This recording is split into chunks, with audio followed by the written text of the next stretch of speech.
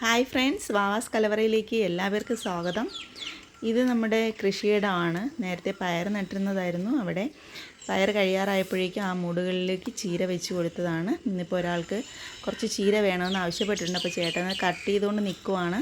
അപ്പോൾ ഞാനും ക്യാമറയായിട്ട് ഇങ്ങനെ ഇറങ്ങി.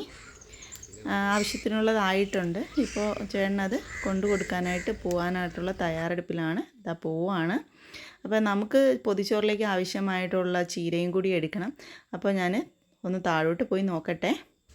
അപ്പോൾ ഇതാ ഇവിടെ വന്നപ്പോഴത്തേക്കും പഴയ മൂടി ചീരയിൽ പൂവൊക്കെ വന്ന് അതിൽ തേൻ നുകർന്ന് തേനീച്ചകളെയാണ് കണ്ടത്. നോക്കിയപ്പോൾ അതിൻ്റെ കൂട്ടത്തിൽ കുറച്ച് കുപ്പച്ചീരയും കൂടി കണ്ടു. അപ്പോൾ എനിക്ക് കുപ്പച്ചീര ഭയങ്കര ഇഷ്ടമാണ്. അപ്പോൾ അതും കുറച്ച് നുള്ളി എടുത്ത് നമ്മുടെ സാധാ ചീരയും കൂടി ആയിട്ട് ഞാൻ എന്താ വീട്ടിലേക്ക് പോകണം. ഇനി ഇത് കഴുകിയെടുത്ത് അരിഞ്ഞ് നമുക്ക് കറി വയ്ക്കാനായിട്ട് എടുക്കാം.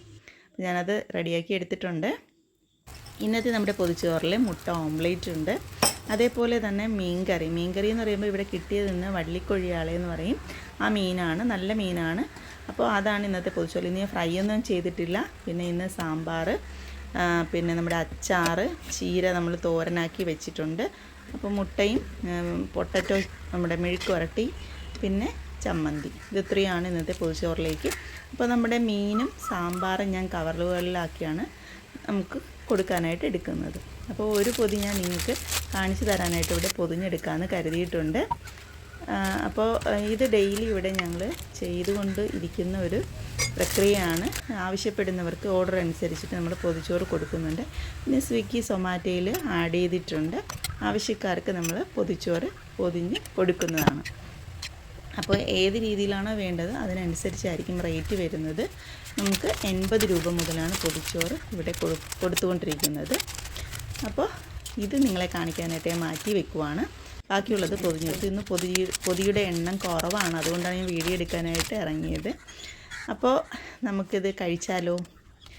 എന്തൊക്കെ പറഞ്ഞാലും ഈ ഇലയിൽ പൊതിഞ്ഞ് വെച്ച ചോറ് ഒരു പ്രത്യേക ടേസ്റ്റാണ്. ആ വാട്ടിയ ഇലയുടെ ഒരു മണവും എല്ലാം കൊണ്ട് എത്ര വേണ്ടാന്ന് വെച്ചാൽ അറിയാതെ കഴിച്ചു പോകും കേട്ടോ. അപ്പോൾ ഈ ഒരു പൊതിച്ചോറിൽ ഞാൻ എനിക്കും മക്കൾക്കും കൂടി കരുതിയിട്ടുള്ള ഒരു ചോറാണ് ഇതിനകത്തേക്ക് വെച്ചേക്കുന്നത്. ഞങ്ങൾക്ക് ഇത്രയും വേണ്ട. ഈ ഒരു രീതിയിലാണ് നമ്മൾ ആൾക്കാർക്ക് പൊതിച്ചോറ് കൊടുക്കുന്നത്. വളരെ ടേസ്റ്റി ആയിട്ടുണ്ട്, ഒരു രക്ഷയില്ലാത്ത അത്രയും ടേസ്റ്റാണ്. അപ്പോൾ ഇത് ഇങ്ങനെ ചെയ്ത് നോക്കിയിട്ടില്ലാത്തവരാണെന്നുണ്ടെങ്കിൽ ഇതുപോലെ ഒരു ഇല വാട്ടിയിട്ട് നമ്മുടെ വീട്ടിൽ എന്ത് കറിയാണോ ഉള്ളത് അതും കൂട്ടി നിങ്ങൾ ഇതുപോലെ ഒന്ന് ചെയ്ത് നോക്കൂ കേട്ടോ. നിങ്ങൾക്ക് ഇഷ്ടമാവും. ഇപ്പോൾ നമ്മുടെ കയ്യിൽ എന്ത് കറിയാണെന്നുള്ളത് ഇതിനകത്ത് വിഷയമില്ല. പക്ഷേ ചോറ് നമ്മൾ ഈ ഇലയിൽ തന്നെ പൊതിഞ്ഞ് വയ്ക്കണം. കുറഞ്ഞതൊരു എല്ലാവർക്കും ഇന്നത്തെ വീഡിയോ ഇഷ്ടമായി എന്ന് കരുതുന്നു. ഇഷ്ടമായാൽ ലൈക്ക് ചെയ്യുക, ഷെയർ ചെയ്യുക. ഒപ്പം സബ്സ്ക്രൈബ് ചെയ്യാതെ കാണുന്നവരാരെങ്കിലും ഉണ്ടെങ്കിൽ ദയവായി ഒന്ന് സബ്സ്ക്രൈബ് ചെയ്യുക. മറ്റൊരു വീഡിയോയുമായി കാണുന്നതുവരേക്കും എല്ലാവർക്കും ശുഭദിനം നേർന്നുകൊണ്ട് നിർത്തുന്നു. നന്ദി, നമസ്കാരം. Thank you.